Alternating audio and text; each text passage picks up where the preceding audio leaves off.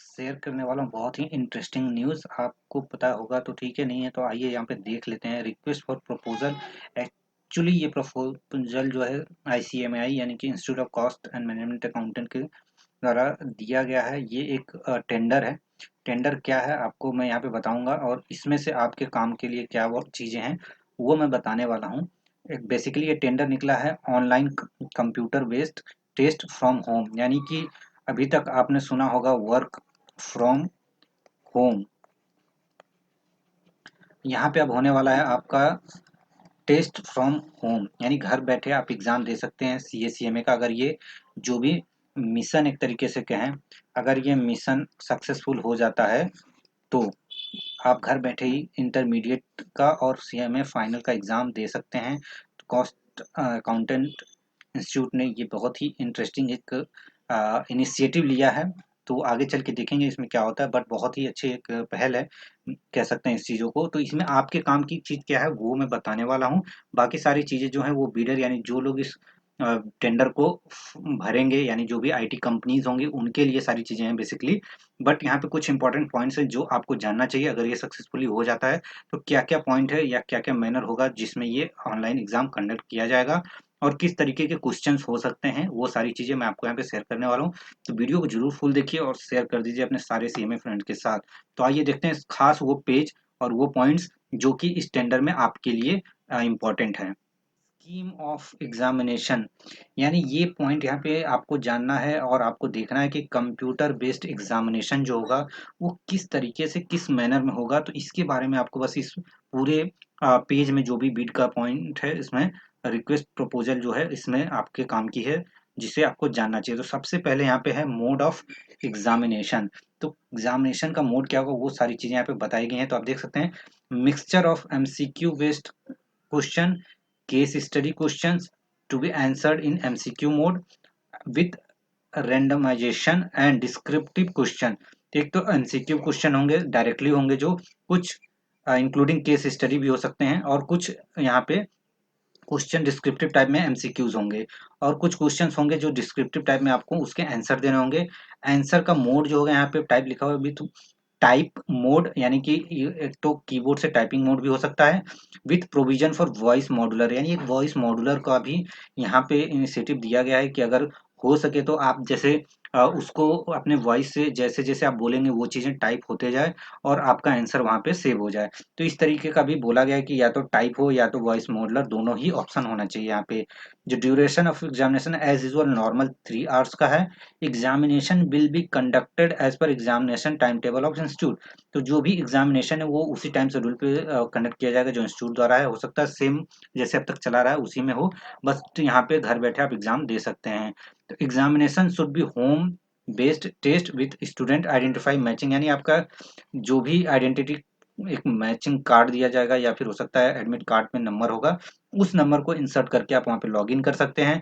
Proportion of MCQ and descriptive question will be decided by the institute. तो जो pattern होगा MCQ और descriptive question कितने कितने होंगे ये सारा इंस्टीट्यूट वहाँ पे डिसाइड करेगा। MCQ part for the examination will be evaluated by the computer itself. यानी यहाँ पे एक बहुत अच्छी बात ये एक तरीके से कह सकते हैं, जो भी एमसीक्यू होगा डायरेक्ट जैसे आपने पीएसयू का एग्जाम्स देखे होंगे, वो एग्जैक्ट डायरेक्टली क्या होगा कंप्यूटर ऑटोमेटिक वहाँ पे उसका आंसर क्या है वहाँ पे पहले से फीड होंगे। जब वो सबमिशन होगा उसके बाद वो आपको नहीं बल्कि इंस्टीट्यूट को वो आंसर ऑटोमेटिकली वहाँ पे क्या होना चाहिए वो ऑटोमेटिक आ जाएगा, वो खुद असेस कर लेगा। Descriptive part for the examination will B evaluated by the examiner provided by the institute.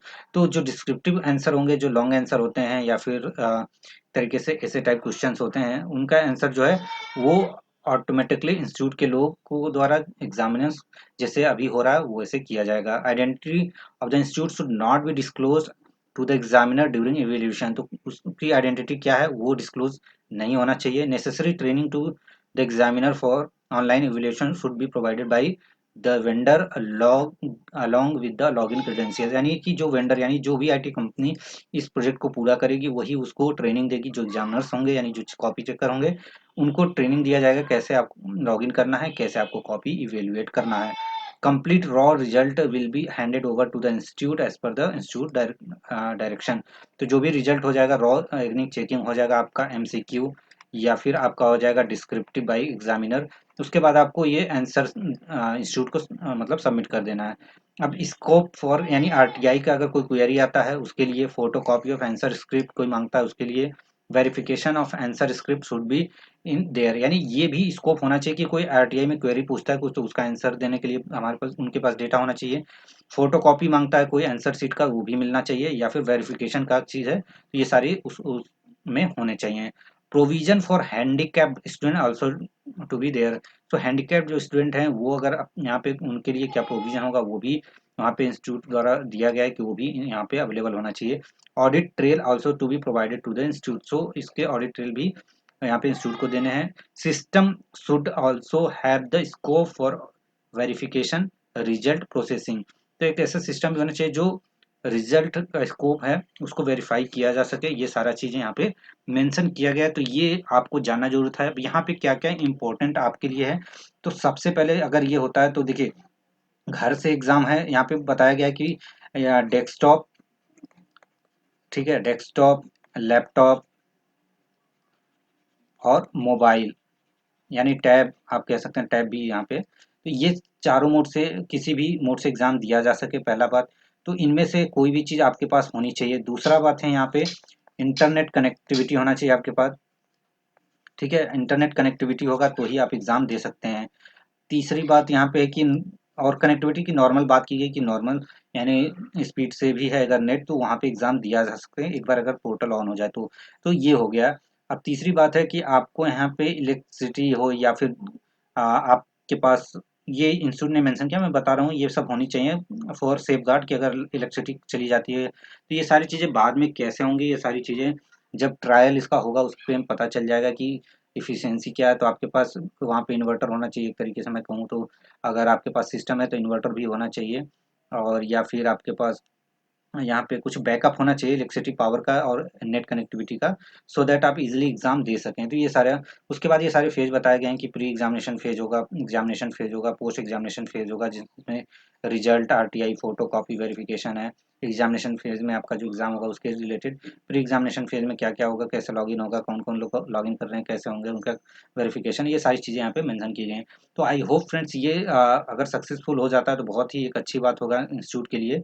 तो वेट करते हैं, देखते हैं कब तक ये चीज़ें नॉर्मल यानी कि अप्लीकेबल हो जाती हैं। जहाँ तक है इस बार इनिशिएटिव अच्छा लिया गया है तो ये कह सकते हैं कि गुड न्यूज़ है एक तरीके से, इंटरेस्टिंग इनिशिएटिव है। अगर ये सक्सेसफुल हो जाता तो हमारे लिए बहुत बड़ी बिग अचीवमेंट एक तरीके से हो सकता है।